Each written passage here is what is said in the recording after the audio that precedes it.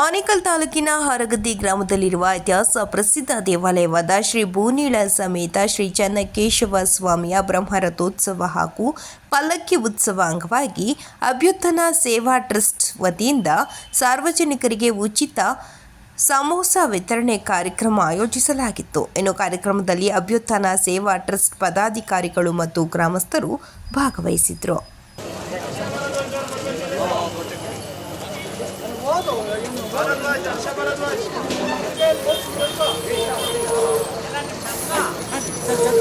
ಎಲ್ಲ ಆ ಕಡೆ ಬರ್ರಿ, ಎಲ್ಲ ಬೇರೆ ಕಡೆ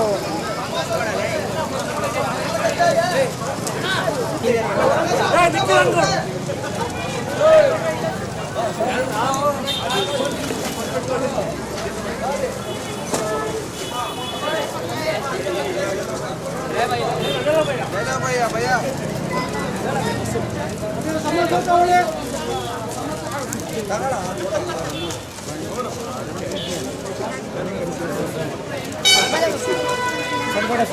ಈ ಕಡೆ ಬರೋ ಬಾವ ಇಲ್ಲಿ ಬಾ ಬಾರ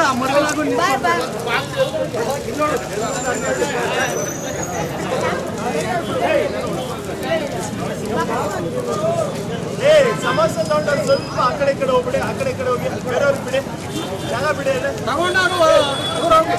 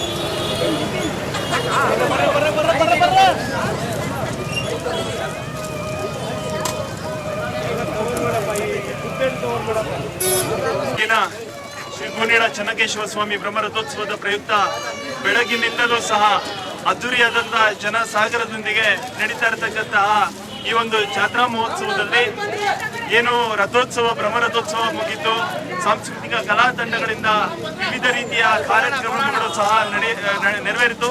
ಅದೇ ರೀತಿಯಾಗಿ ಸಂಘ ಸಂಸ್ಥೆಗಳಿಂದ ಒಂದು ಅನ್ನದಾಸೋಹ ಕಾರ್ಯಕ್ರಮಗಳನ್ನು ಸಹ ಏರ್ಪಡಿಸಲಾಗಿತ್ತು.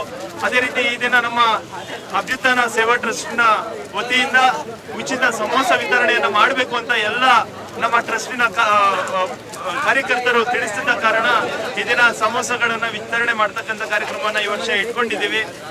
ಹಾಗೂ ಹೆಚ್ಚಿನ ಸಂಖ್ಯೆಯಲ್ಲಿ ಈ ಬಾರಿ ಸಾಕಷ್ಟು ಜನ ಬರ್ತಾ ಇದ್ದಾರೆ, ಈ ಒಂದು ದೇವರ ಮೊರೆಗೆ ಹೋಗ್ತಿದ್ದಾರೆ.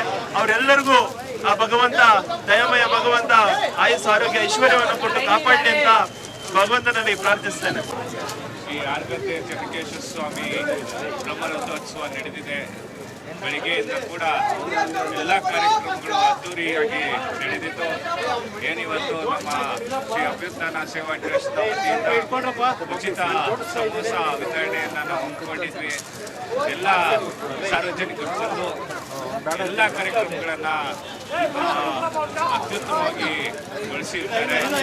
ಸೊ ಆ ದೇವತೆಯನ್ನಾದ ಭಗವಂತ ಎಲ್ಲರೂ ಕಾಪಾಡಿ ಅತಿ ಬೇಗ ರಾಜ್ಯಕ್ಕೆ ಮಳೆಯನ್ನು ಕರುಣಿಸಲಿ ಅಂತ ಕೇಳಿಕೊಂಡು ನನ್ನ ಮಾತನ್ನು